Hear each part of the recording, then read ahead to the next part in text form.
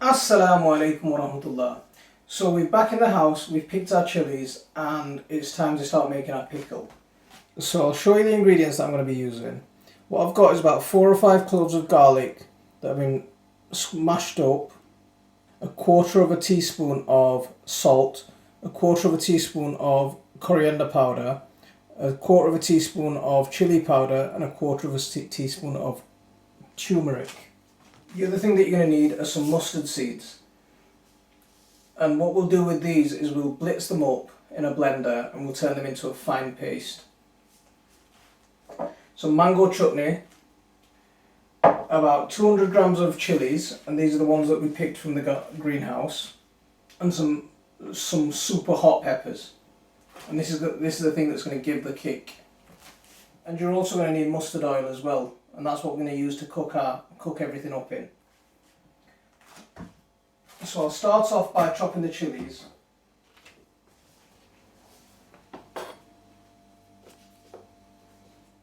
I'm going to cut them quite into big chunks. I'm not going to cut them small, so they're going to be into big chunks.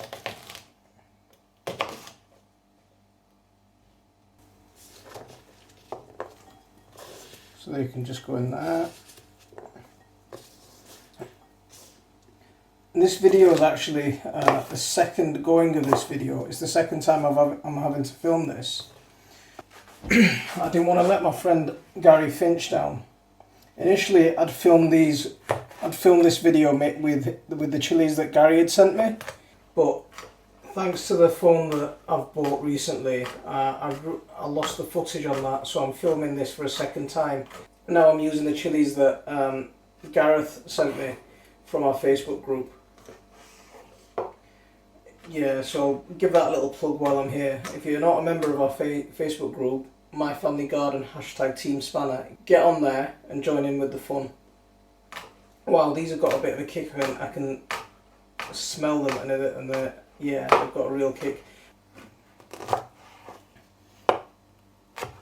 So what I'm doing with these, I'm chopping them really small so you get the maximum kick out of them. You can notice me wearing a glove this time, but the last time I filmed this, last week, when I did the original shooting of this video, yeah, I made the mistake of not cutting these with gloves on my hand, and I ended up with my hands felt like they were on fire. So I'm not going to do that again. This time I'm going to make sure I've got the gloves on. So that's just a safety warning while I'm chopping this. So there's my Naga. Well, these are actually habaneros. So Gary had sent me a lovely selection of Dorset Naga, chocolate habaneros and some fire chilies. Absolutely beautiful. But I'm sorry, but I lost the video, so I'm shooting this again so I don't let you guys down. Now I've got my chilies and all my ingredients prepared. I'll tell you what I do with the mustard. I take a few tablespoons of mustard and I put them in a blender with a little bit of water and blitz them up into a nice fine paste. For the amount that we're going to use for our cooking today, we only need like a tablespoonful or a tablespoon and a half, depending on how you like it. Obviously in a blender you can't blend just a tablespoon of mustard seeds because it's not going to catch. So what I do is I take a plastic container and I freeze a load in one go. So I use it as and when I need it. And what I've got here is some mustard paste that I've already made. And that's the stuff that we're going to use today. So let's get cooking. I'll fire up my frying pan. So the first thing that we're going to add to our frying pan is some mustard oil. So enough to coat the bottom. Don't worry about the amount of oil that we're going to use in this because it's a preserve, and you want to store it for a few weeks. Then a good amount of oil will actually help with the storage, not just with the cooking. So next thing is we're going to put in our garlic and we're going to start to brown that. So I'm just going to let that garlic brown up.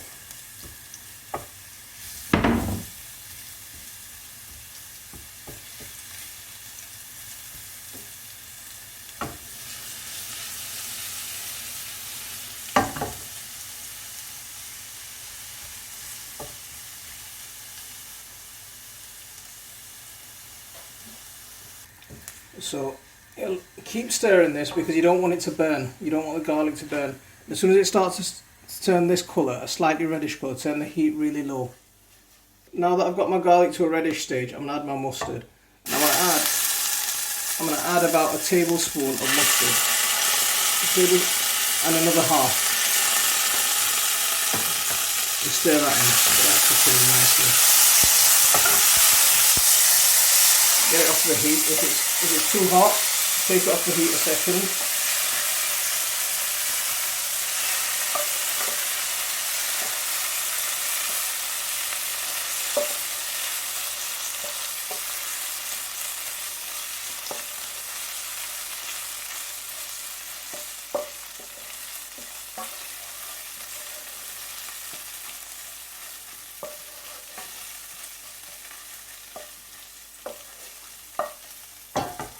Now I'm going to add my spices. So I'm going to add in all my spices all together. That can all go in, not a problem, all together. And you want to thoroughly cook through your spices. Otherwise the flavour doesn't come through from the spices. One of the things that a lot of people make a mistake of is they put the spices in as they're putting in the rest of the ingredients. Now the thing you want to do is really cook through the spices, get that smokiness out of them. That really smoky flavour out of them.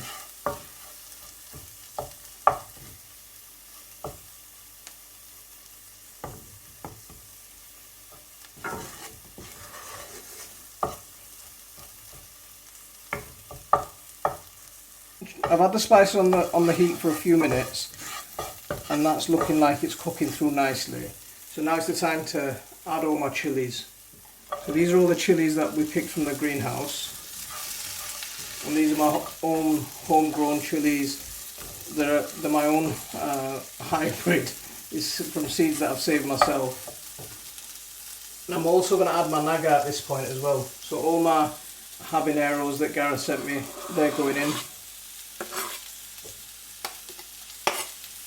I did this initially with your Dorset Nagas and it looked absolutely beautiful. But sorry, I've lost the video to that. So now that's going to take about 15 to 20 minutes to cook down. Leave it on a low heat. The other thing that I'm going to add before I turn the heat off is I'm going to add a squeeze of lemon.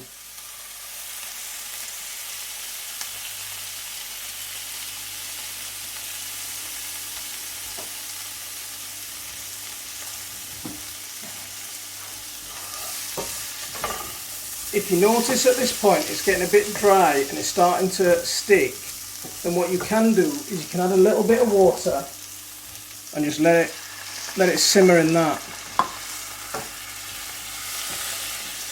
That way you're not having to go overboard on the oil. So you add that little bit of water and let it simmer in that and just let it cook through there. And I'm going to just leave it on that low heat. So now I'm just going to cover it and leave it for about 15-20 minutes. I'll come back and check on it every 5 or so minutes to make sure that it's not sticking or it's not burning. So it's been cooking for about 10 minutes and the chillies are starting to soften up. You can make this with just Naga and it'll be blow your mind kind of heat, but I can't handle that. So I make this with peppers or chillies that I can handle with a little bit of Naga for that kick. This is my wife's mum's recipe that my wife learnt from her and now she's taught me how to make it. But with any recipe, I can't stick to the ingredients, so I'm going to add something that I like in all pickles, which is some olives. So I'm going to drop some olives in here, and I'm going to stir that in. So I'm going to leave some olives in here, and I'm going to stir that in and let that cook through for another 5 or 10 minutes. I'll leave it for another 5 minutes and I'll come back and have a look at it and see what it's like. Just leave it on a low heat. Altogether the cooking time has been about 20 minutes, so this is about ready. So let's have a look at it now and see what it's like. Right. So there we go. That looks pretty much done. So now what I'm going to do is I'm going to add some mango chutney.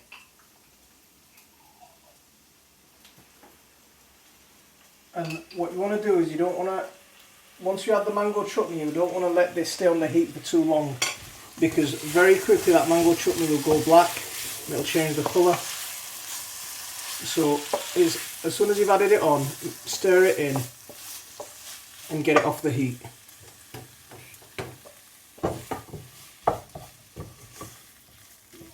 So once it's stirred in, turn the heat off. And now what I'm going to do is I'm going to let that cool. So I'm going to let that cool, and then once it's cooled down properly, then we're going to can it up, or we're going to put it in a jar, and that's going to be our pickle. So now it's had a chance to cool down for about half an hour. I'm going to start putting it into my jar. So we're just going to jar this up, and this is a recycled jar that I've sterilised. And the way I sterilised it was I just used hot water to sterilise it. And you can do this with, if you haven't got the chilies and or if you don't want to use the chilies, you can use the same recipe and substitute it with any other kind of vegetable that you want. So I mean, where we make another one exactly the same recipe but with garlic. So it's a garlic pickle, and that's lovely. That's absolutely lovely.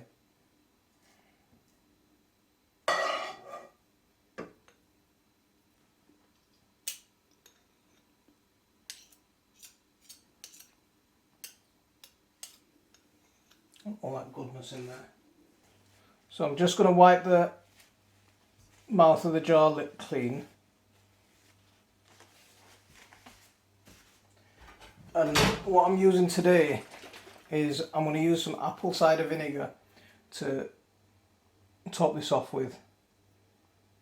So just add a good helping of apple cider vinegar in there.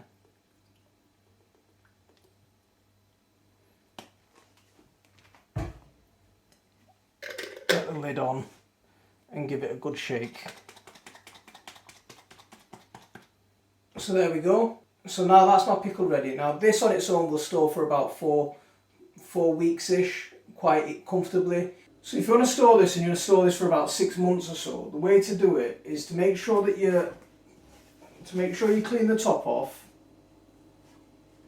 nicely. So you make sure you clean around where the mouth of the jar is, and then top it off with olive oil. And you want to cover the top. So if you leave the top covered like that with all the pickle underneath it, now once I get this lid back on and it's airtight, that'll store quite comfortably for about 6 months or so, not a problem.